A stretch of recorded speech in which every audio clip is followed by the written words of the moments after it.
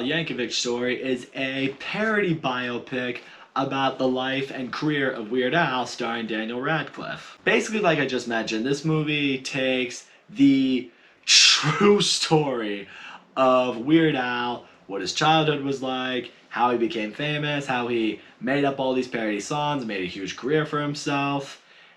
But they don't take the real life story. They take an extremely fictional, very exaggerated version of his life, and they turn it into this really funny biopic. I'm a big fan of Weird Al. I love Weird Al. Weird Al's hilarious. He's very musically gifted. I'm gonna quote Homer Simpson for a second. He who is tired of Weird Al is tired of life. And those are some of the truest words I've ever heard. I also love me a good biopic. I love seeing the story behind the famous people, or even not so famous people that we should know more about. I love seeing their stories be brought to life in movies. So naturally I was looking forward to seeing what a biopic with Weird Al would be.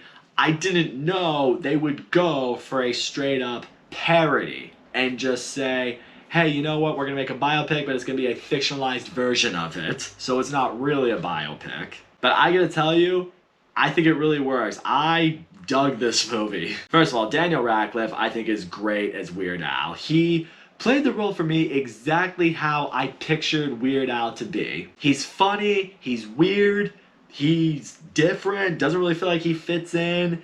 He's smart, musically gifted. Part of me also thinks Daniel Radcliffe was the perfect choice to play Weird Al because both those guys, both Daniel Radcliffe and Weird Al, just have this very likable aura to themselves. Like, you see them and you like them. You wanna listen to their music, you wanna see their movies. They're very easy people to get behind and root for. You could tell Daniel Radcliffe was having fun with the role. You can tell he wanted to do this role justice for the story that was being told. And I thought he did a really good job here. I genuinely can't see anyone else playing Weird Al as well as he did. Also, this movie is really funny. Does it tear towards being a little too silly and just ridiculous at times?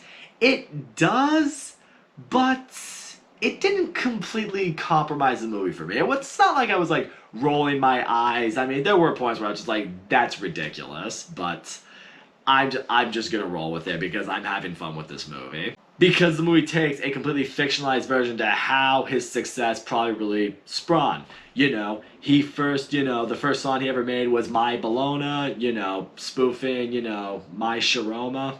Wait a minute, that's not how it is. Oh, it's My Sharona. Never mind, sorry about that. But he makes that little spoof song, he sends the demo into the radio and it's just like, it's not that easy, you're not gonna get famous that quickly. Oh shit, you are, okay, there you go. His new manager brings him to a pool party and someone's like, make up a song on the spot. Here, make up a song for Another One Bites the Dust by Queen.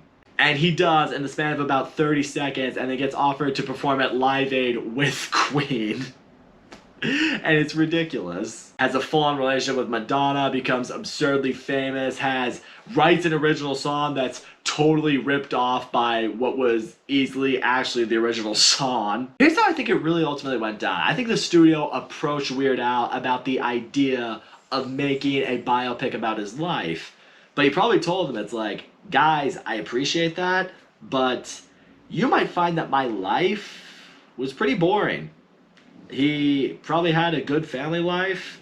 He, had, the struggles that I'm sure, any aspiring artist has, but not enough to make a really compelling biopic out of it. So as a result, Hollywood was like, you know what would be the perfect biopic for a guy who writes parody songs? A parody biopic about his life. Let's give him the stereotypical life that you see from characters in biopics. Give him a family that doesn't believe in him or support him, have him write these songs and, in the span of about 2 minutes, he's famous. Let him have these drugged out parties and hooking up and having relationships with the most beautiful, successful woman in the industry. I honestly think the fact that they went with a parody biopic, it was the best way to tell Weird Al's story, even if it was an extremely exaggerated version of it. So all in all, Weird Al Yankovic Story, I had a good time with it. Daniel Radcliffe does a really good job in this role. I think he really embodied what Weird Al is like and was like in his aspiring career. As fictionalized as this biopic might have been, I liked seeing how he developed these songs, how his career went along, these relationships that he had with people, even though it probably didn't happen like that. The movie's funny, it has heart, and ultimately it's just not a movie to be taken seriously. If you can go into this movie with an open mind and just be ready to have a good time and laugh at, how the story's going along, you'll probably have a good time with it. If you want the serious story behind Weird Al, you're probably going to be disappointed because this movie is kind of just a big fucking joke about biopics. But in the end, if you ask me, a movie that's a big fucking joke about biopics is the perfect movie for a guy who makes a big fucking joke about every song he's ever written and ever parodied. It's just the way it needed to be. Now I'm actually glad I kept my Roku. That thing was pissing me off with, how it works with certain channels, but you know what? I got that out of it. And that ain't nothing. So that's all I gotta say, guys. Thank you so much for watching my video. And as always, don't forget to leave a comment, like, subscribe. I will see you all next time.